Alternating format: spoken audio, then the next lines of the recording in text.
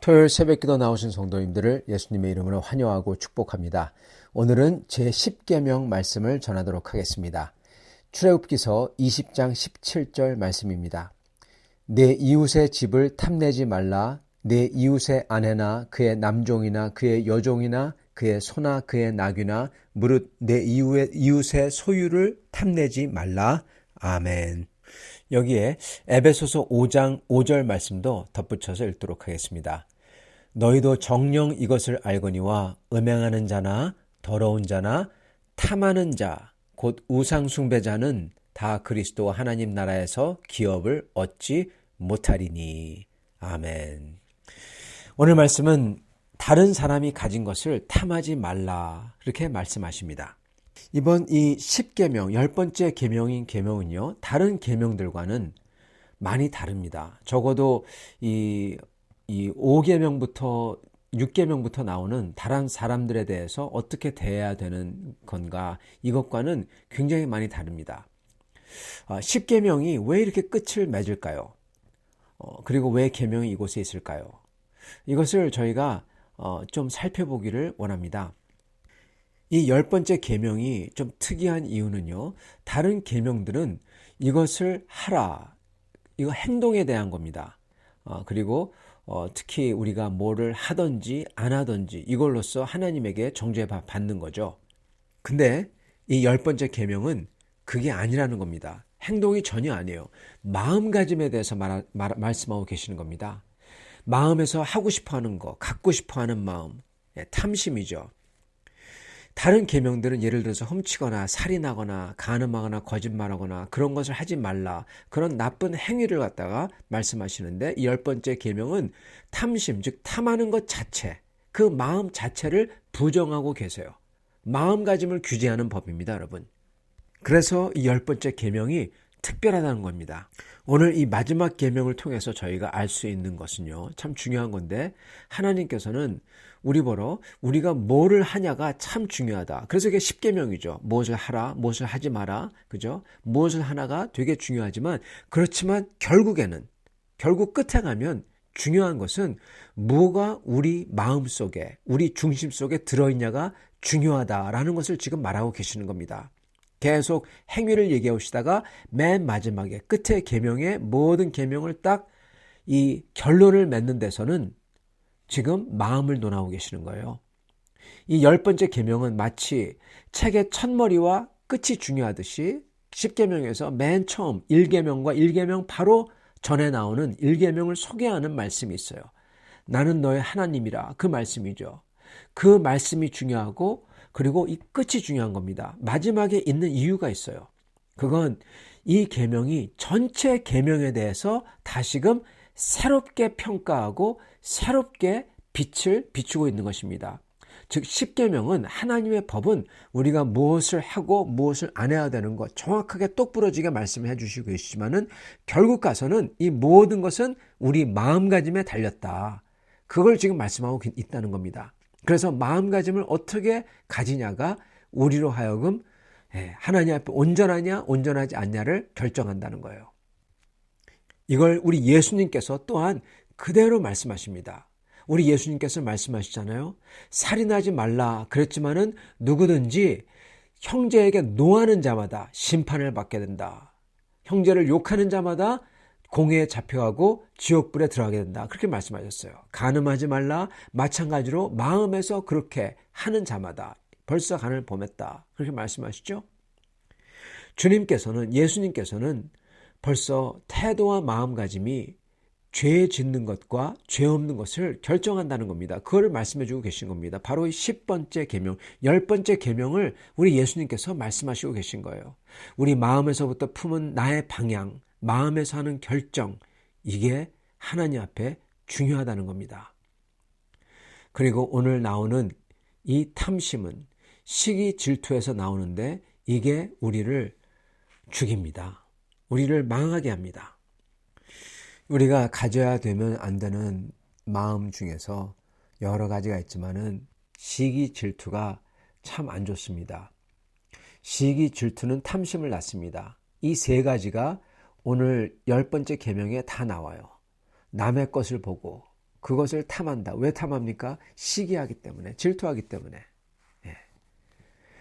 저희가 시기 질투를 할 때, 그리고 탐할 때, 저희는 하나님이 우리에게 주신 것은 못 보고, 하나님의 은혜는 아주 새까맣게 잊어버리고, 그리고 다른 사람 것을 원하는 거예요. 하나님 우리에게 많이 주셨는데. 그래서 그렇게 된 사람은요, 하나님의 은혜가 증발해 버립니다. 은혜가 싹 없어져요. 예, 온데간데 없어져요. 그리고 은혜가 없어지니까 기쁨이 없어집니다. 예. 하나님이 그리고 또한 감사가 없어집니다. 그러면 은혜가 없어지고 감사가 없어지고 기쁨이 없어지면 그 사람은 더 이상 크리스찬이 아닙니다. 크리스찬의 가장 중요한 그 홀마크, 가장 딱 찍힌 그 사람의 특징은 뭐냐면, 크리스찬의 특징은 감사입니다. 주님의 은혜에 감사해요. 은혜가 들어있고 그 사람 마음속에는, 크리스찬 마음속에는 그러므로 감사가 있고, 그러므로 거기서 나오는 게 기쁨이고, 그리고 그 다음 나오는 게 사랑입니다. 그 순서예요.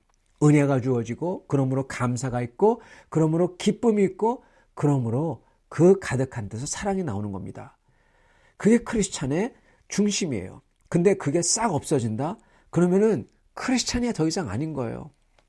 저희가 시기 질투를 할 때 하나님의 은혜가 더 이상 안 보이고, 그러므로 저희 속에 감사가 없어지고 오히려 불평이 생기죠. 그런 다음에 기쁨이 당연히 없어지고, 그 기쁨 자리에서, 그 기쁨의 자리에 탐심, 원하는 거, 그게 생깁니다. 하나님이 다 주셨는데도 불구하고. 그래서 그런 사람은 원망과 분노가 가득한 삶입니다. 시기, 질투, 탐욕으로 차서 불만족, 원망, 분노가 가득해요. 그래서 결국 가서는 파멸의 길로 가는 것입니다. 저희는 그래서 마음가짐을 잘 가져야 됩니다. 이게 10번째 계명이 말씀하는 겁니다. 사실 탐심도 아니라, 사실 시기 질투도 아니라, 결국 가서는 마음가짐을 잘 가지라는 거예요. 그 중에서 제일 중요한 게 시기 질투고, 왜냐하면 시기 질투 탐심은 결국 가서는 우리 안에서 은혜와 감사와 기쁨을 싹 증발시켜 버리기 때문에 하나님이 딱 짚으신 거고요. 그렇지만 마음이 중요해요. 아무리 환경이 나쁘더라도, 저희는 나쁜 것 같더라도 불평하면 안 됩니다. 비교해서 탐하면 안 됩니다. 하나님께서 저희에게 환경이 나쁜 것 같아도 우리 속에 은혜를 주셨어요. 아무리 나쁘더라도. 그리고 또한 나쁘다면은 그런 환경을 주신 이유가 있어요, 여러분. 여러분, 남을 탓할 게 아닙니다. 어쩌면 하나님께서 그런 환경을 주신 이유가 나 때문에, 내 자신 때문에 그런지도 몰라요, 여러분. 내가 정말 뭐를 죄를 졌던지, 내가 교만하고 그래서 하나님이 저희를 낮추려고 하시던지, 여러분, 아니면 하나님께서 저희를 계속 훈련시키려고 하시는지, 그건 모르는 것입니다. 나쁜 것 같더라도, 나쁜 것 같은 겁니다. 그러더라도 저는 불평하면 안 되는 것입니다. 저희는 오히려 그럴수록 좋은 태도와 시각과 마음을 갖겠다고 마음을 단단히 먹어야 됩니다. 여러분, 그래서 이 마음가짐, 마음을 어떻게 먹을 것인가 하는 게 가장 중요한 겁니다. 이게 저희로 하여금 죄를 짓느냐, 내 자신을 파괴하느냐, 아니면 오히려 이것을 딛고 일어나 승화하여, 어려움을 승화하여 기쁨으로, 그리고 숭고한 삶으로 만들겠느냐, 이게 달려 있습니다. 저희가 감사하며 기쁘게 살 때 우리는 계속 성장할 수 있고, 저희는 저희의 어려움을 승화하는 사람이 되는 것입니다. 사랑하는 성도 여러분, 오늘 저희는 이 말씀을 보면서 그 무엇보다도 저희가 마음가짐을 잘 가져야 되겠습니다. 이러한 마음가짐 자체로서 하나님께서 벌하신다. 그 마음가짐 자체로서 하나님께서 기쁘게 받으신다. 그렇게 지금 말씀하시고 계시기 때문에 그렇습니다. 그러므로 우리는 그 무엇보다도 시기 질투를 멀리하고, 그 대신에 하나님이 이미 우리에게 주신 은혜를 저희가 세워봐야 될 것입니다. 하나님의 은혜를 묵상해야 될 것입니다. 만약에 그게 생각이 안 난다면 여러분, 시편을 열으세요. 시편을 열어서 다윗을 보세요, 여러분. 다윗이 어디 하나님께 감사할 게 하나라도 있습니까? 다윗은 쫓겨다녔다는 사람입니다. 사울에게 쫓겨다녔어요. 거진 20년 동안 그의 인생을 다 쫓겨다녔습니다. 언제 죽을지 모르는 인생입니다. 불평하려면 할 게 우리보다 훨씬 더 많습니다. 원망하려면 할 게 더 많아요. 그러나 다윗은 시편을 보면요, 하나님을 찬양합니다. 하나님께 감사를 드립니다. 하나님을 믿습니다. 하나님을 소망합니다. 내가 감사할 게 하나도 없다고 생각되고 내가 너무 어렵다고 생각될 때 시편을 여십시오. 그리고 다윗의 시편을 따라서 같이 말하십시오. 그러면 어느 순간 나도 다윗을 따라하고 있고 내 자신이 부끄러워지고 다윗이 이렇게 감사할 게 많구나. 그러면 나는 이보다 더 많구나. 다윗이 이렇게 찬양할 게 많구나. 그러면 나는 다윗보다 더 찬양할 게 더 많구나. 그걸 깨달아질 것입니다. 그러면서 다윗과 같이 감사하고 다윗과 같이 찬양을 올릴 때 어느 순간 우리 속에서 불만과 원망이 싹 사라지고 질투와 시기가 싹 사라지고 하나님의 은혜와 하나님의 사랑이 내게 향한 은혜와 사랑이 얼마나 큰지 깨달아질 겁니다. 그 마음으로 이 10번째 계명이 완성이 되는 겁니다, 여러분. 그 마음으로써 그 마음을 가질 때 이 10번째 계명이 저절로 지켜지는 거예요.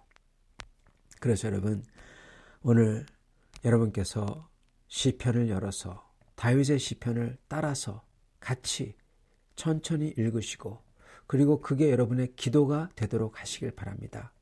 그러는 분들마다 주님께서 여기에 나오는 10번째 계명의 정반대처럼 하나님께서 기뻐하시는 그 마음을 가진 사람들이 다 되실 것입니다.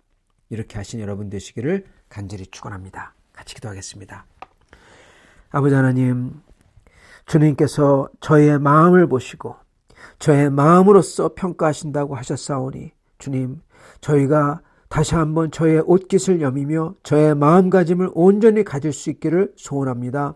하나님 아버지, 저희의 입술로서 저의 나오는 말로서 심판한다고 하셨지만 오늘 말씀에는 이 10번째 계명에는 그 모든 것보다도 결국 가서는 저의 마음에 무엇을 품느냐가 저희로 하여금 죄를 짓든지 하나님 앞에 온전히 서든지 만든다고 하시니 주여, 저의 마음을 온전히 가질 수 있는 사람 되기를 원하옵나이다. 저희 속에 여러 가지 불만과 원망이 가득할 때, 그래서 시기 질투를 할 때나 또는 그게 아니더라도 하나님께 탓하며 저희가 낮게 가라앉을 때 다시금 저희의 눈을 돌려 주님 말씀, 그것도 저희보다 훨씬 더 어려웠던 다윗이 고백했던 그 고백들을 볼 수 있게 도와주시옵소서. 그 고백들을 따라서 저희가 같이 고백하며 찬양하며 그리고 기도할 때 주여, 그 고백대로 저의 마음들이 만들어지게 하여 주시옵소서. 그리하여서 다들 다윗 같은 마음을 가진 귀한 성도들 되도록 오늘 축복하여 주시옵소서. 예수 그리스도 받들어 기도드리옵나이다. 아멘.